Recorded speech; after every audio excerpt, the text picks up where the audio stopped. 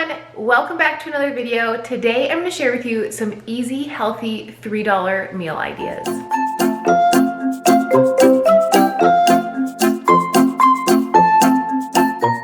Here is my very tiny grocery haul, and I spent a total of $8.59 on these 3 dinners. So I did get some frozen blackberries. They were about $2, an onion and a green pepper, some all-purpose flour, a can of black olives, a can of mushrooms, a can of diced tomatoes, and some spaghetti. And like I said, my total is $8.59. In today's video, I'm going to share with you 3 $3 meal ideas. It is just my husband and I, so I am just feeding 2 people, but I would say that each of these meals could at least feed 4 people, if not 5, but you know your portions and your hunger a little bit better than I do. So let's jump into the first recipe, which is technically not a dinner recipe, but if you're going to do breakfast for dinner, it is. We love breakfast for dinner, and I'm going to share with you my pancake recipe with a homemade blackberry sauce. My husband is a huge pancake fan. I also love them. On this day, we decided to do pancakes for breakfast, but this is definitely a dinner idea. We do pancakes for dinner all the time because they're fast and they're easy. For me, this was a great post-run meal, and then for him, it was a great pre-workout meal on this Sunday morning. So I always get comments in the comment section below about how if I use whole wheat flour, it'd be way healthier. Yes, you are correct. However, my stomach just doesn't handle whole wheat products very well.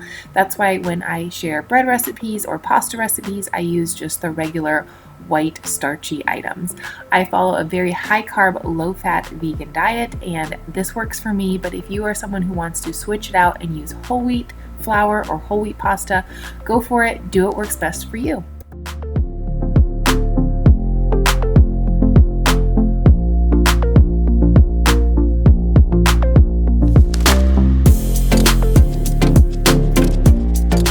I love making my own jams and pancake sauces. It's just super easy. I added all 3 cups of the frozen berries plus 2 cups of water and about a 1/4 cup of lemon juice. You could also add some maple syrup or some sugar if you want it to be sweeter. And then I did pop it quickly into my food processor to blend it all up to make it kind of smooth.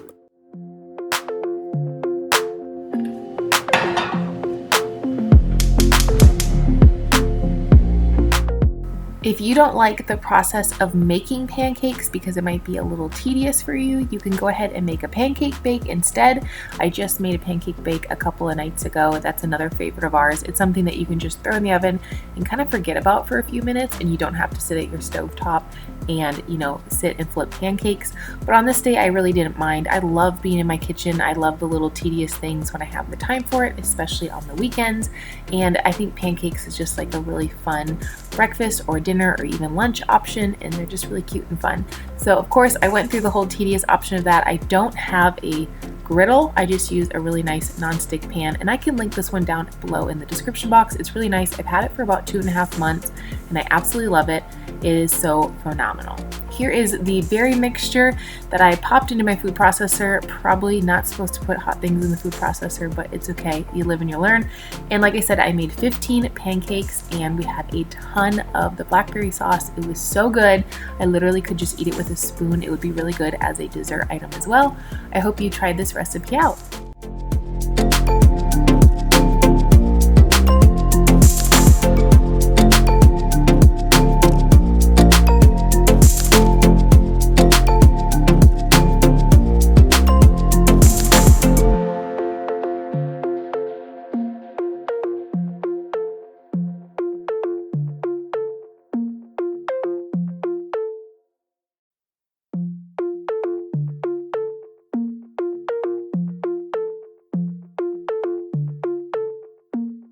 There is a little bit of prep in today's recipe video because I am making homemade bread and pizza dough. You can also count the pancake mix as a little bit of prep as well. If you want to, you can prepare your pizza dough and your bread first thing in the morning and then have them for dinner. I am making all of these recipes in one day, like a breakfast, lunch, and dinner type of day, but the recipe for the bread is actually from my cousin's YouTube channel and blog, which I'll link down in the description box below. I've never made a homemade French bread before. It is a homemade French garlic bread, and so far putting it together has been fairly easy. I will link her blog and her YouTube channel and her Instagram down in the description box below. Make sure you check it out. She has wonderful recipes over on her blog, but that is the bread that I'm making today. Like I said, you do have to prepare a few things, but when you prepare, you can save money. It is a great budget saving tip. And of course, there's nothing better than homemade bread. So let's get started. I love to bake, I love to mix, I love to stir, I love to be in my kitchen. It's very therapeutic, and I feel like, I already said this, but on the weekends when I have time to bake and cook and do all the fun things in my kitchen, the first thing I want to do is make bread. So I was really excited to try this bread recipe out. Like I said, this is my cousin's recipe and it did not disappoint. I've been waiting about a week to make this and I was so excited when I finally had the time. So I just let my yeast kind of bloom and blossom a little bit and then added my flour. This recipe does call for 6 cups of flour, but I used about 5. I live in a very dry climate, so just remember, I'll link the recipe down below in the description box. If you've never made bread before, go with your gut instinct. If it looks like it needs more flour, it probably does. Add the flour a little bit at a time. If it looks like it's getting too dry, go ahead and stop, because climate really does matter. If it's really humid or if it's really dry where you live, it can really be fickle with your bread. So I only used about 5 cups of flour, and then I went ahead and popped a tea towel on the top, let it rest for about an hour. It doubled quickly in size, and then I went through the whole process of rolling it out, putting my garlic in the inside of it, and making 2 French loaves, which, spoiler alert, this is such good bread. The garlic in the inside really gives it so much flavor and so much depth. It is super chewy, and we actually had the second loaf the next day for sandwiches, and we will definitely be making this again, so you'll see this in my videos many times in the next few months.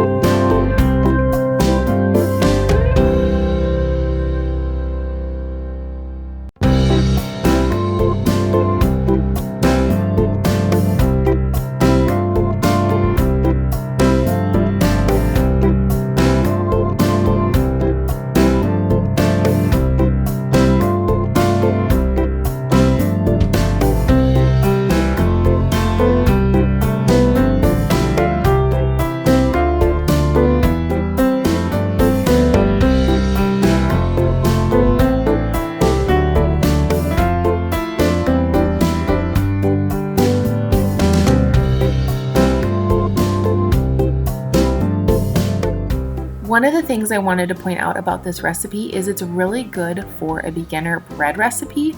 I always make the Dutch oven style bread that I actually saw on Frugal Fit Mom's YouTube channel about a year or so ago. This is another like hands-on beginner recipe that you can make with your kids if they like to be in the kitchen. You really can't mess it up. You just kind of like have to work with it a little bit, and it was awesome. I did use a little bit of cooking spray on my surface because she did recommend oil, and I don't have any oil in my house, so I did use a little bit of cooking spray, and that was a wonderful tip. I actually used it again in the pizza dough that I make here coming up because it's something that I actually really liked for cleanup when it comes to, you know, not putting flour on your counter and then you don't have excess flour to dry out your bread. So these I popped in the oven at 375 degrees for about 25 minutes. I did them one at a time. I did score them, and it was really hard to wait for them to cool before I tried them. So I did have a huge chunk of warm bread as soon as it came out of the oven, and it was so delicious. I'm really excited to keep exploring with this recipe and maybe even trying a pizza braid with it in the future, so stay tuned.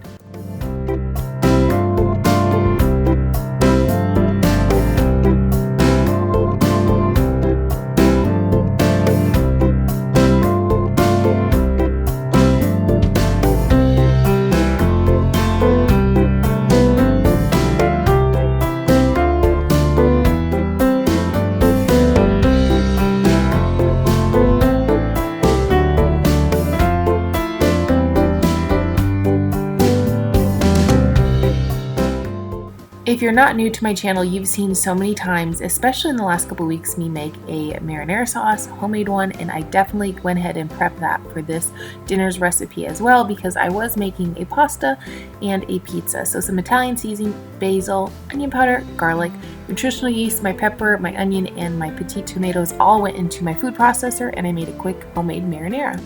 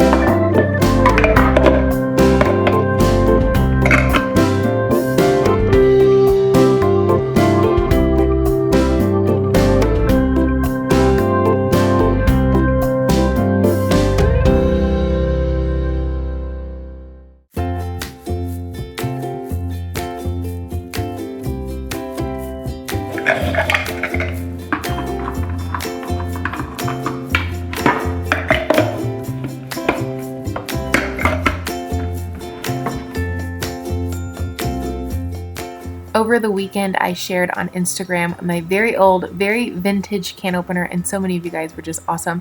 I do need a new can opener, and I asked for recommendations. If you have one, you can leave it down below. It works to still open large cans, but small cans it does not. So I definitely need a new one. I've had it for 15 years. I got it when I got my first apartment. So this marinara sauce is wonderful. You can also freeze it and keep it on hand. I did split it in half. I took half of it for the pasta recipe and half of it for the pizza recipe. And since we were having those later in the day and I was prepping all of this in the morning, I went ahead and put them in separate containers and then popped them in my refrigerator and then pulled them out when we were going to make the next meal.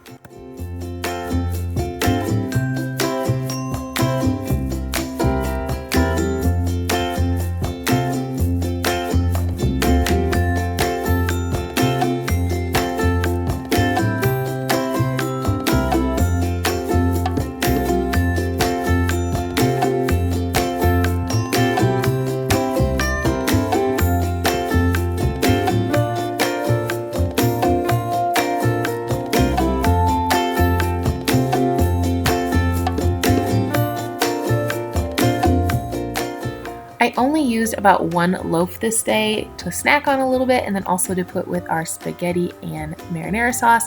I did go ahead and slice a few pieces and toast it up in the oven because it was made in the morning. I wanted to kind of rewarm it up. And then the additional bread I just went ahead and stored in a Ziploc baggie. Of course, pasta doesn't take very long. Yes, you do have to prep a little bit to make the bread, but it's totally worth it. There's nothing better than homemade bread. And once you have your oven on, you could make a whole bunch of it. You could probably freeze it. You could give it away as a gift. Or if you have a large family, they'd probably really love having homemade bread, and then you'd have enough for the week ahead if you wanted to. This is also a very chunky marinara. It's very sweet, but you can make it more savory if you'd like. Just add any seasonings that you like and you'll love it.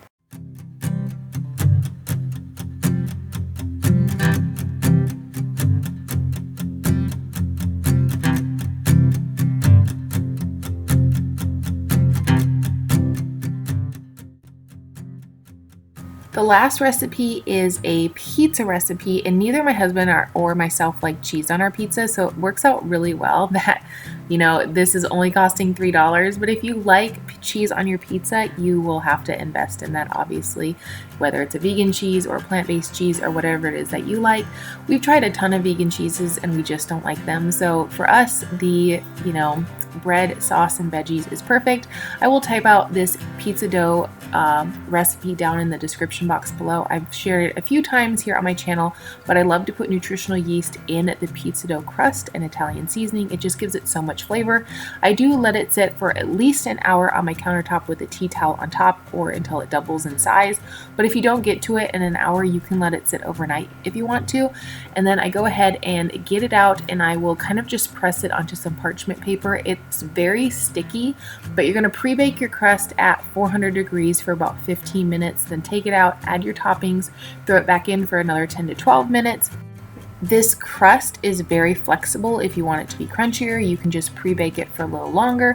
If you want it to be chewier, you can just pre-bake it a little less. But it's a very good yeast crust, and I think it has a lot of flavor and a lot of texture, and we really like it for flatbreads. And then I just loaded it up with a ton of the veggies that I got. That's why I got so many of them. I popped it back into my oven for about 12 minutes, and it was perfect. It was the great dinner of the weekend. We really enjoyed it. I feel like pizza on the weekends is such a wonderful treat because I have time to make the dough and just time to be in my kitchen, like I said, and this was just a really good meal. I hope you try this one out too.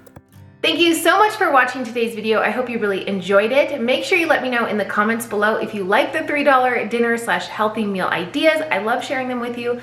I personally am someone who loves to challenge myself when it comes to cooking and baking in my kitchen, and when I challenge myself with a specific dollar amount when I go to the store, I feel like I can get really creative and think of new things to try. So thank you so much for watching today's video. I'll see you in my next one very soon. Bye bye.